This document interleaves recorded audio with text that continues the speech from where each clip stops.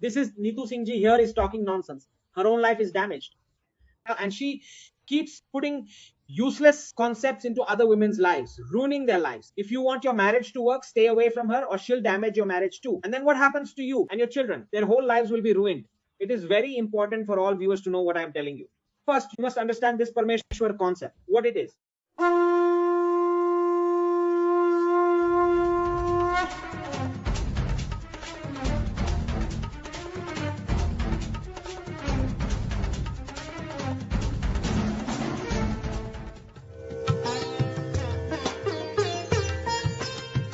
So now here is this poor woman. Obviously, something must have happened in her personal life. So she is saying that the Bharatiya tradition of calling the husband Parmeshwar is this and that. It is regressive. This, there is no equality, blah, blah. Obviously, in the woman's own life, she is single or unmarried, divorced, whatever the case may be. So it is very important for all viewers to know what I am telling you, that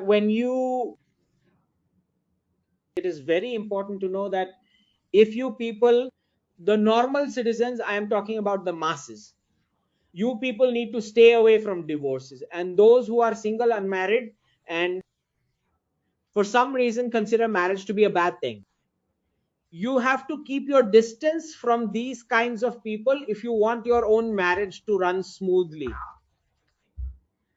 I am repeating myself, telling you something very important.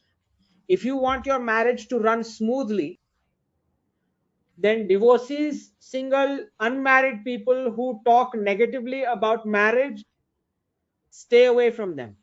Otherwise, they will damage your marriage too. So if you are a woman and the women around you are single, unmarried, or who keep cursing marriage and are divorcees, your marriage can get into trouble, because inadvertently that impact will also enter your mind that this is a bad thing. So the 95 to 96% whose marriages are going well, and the 4, 5, 6% with whom some incident happened, something bad happened, etc., blah blah, whatever the reason was. So for that 5 to 6%, there is no need to damage the other 95% whose marriages are going well. So this is it. First, you have to understand this Parmeshwar concept, what it really is. So across centuries, and by centuries I mean for thousands of years, it has been men who have been protecting the family from crime.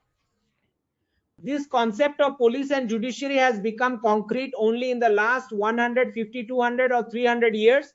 The police and judiciary we see today. So these great people who are dancing around and saying, oh, why should we call the husband Parmeshwar? There is no equality. They do not know that when someone is protecting your life, whoever that person may be, then obviously you will show a different kind of respect for that person. It is a very natural phenomenon. Okay, so if they live, you will live. When you know this particular fact, that is where this concept came from.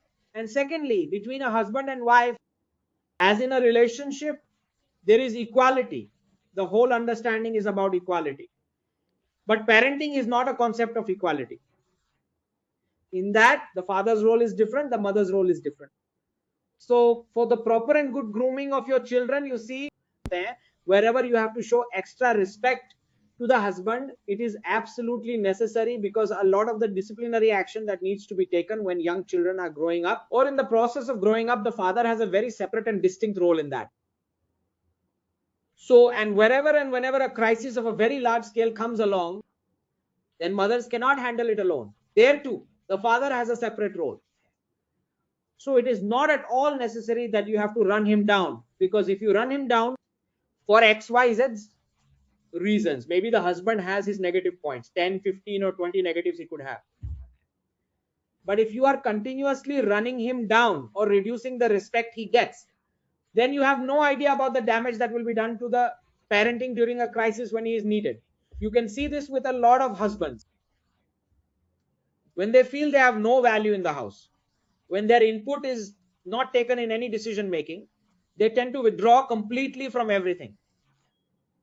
They just keep saying yes, yes quietly. They are basically carefree. They just let the mother and their children make whatever decisions they want to, even when they know full well that all three of them are falling into a pit. They still let them fall. This has started happening in many families now. Why? In tier 1 cities, because the husband's side of the family has been completely cut off. When you completely cut them off, the husband will then completely withdraw from his parenting role. And then just imagine what will happen to you and your children. I mean, completely chaotic. The whole family will enter a chaotic time. Completely. Their whole life is going to be ruined.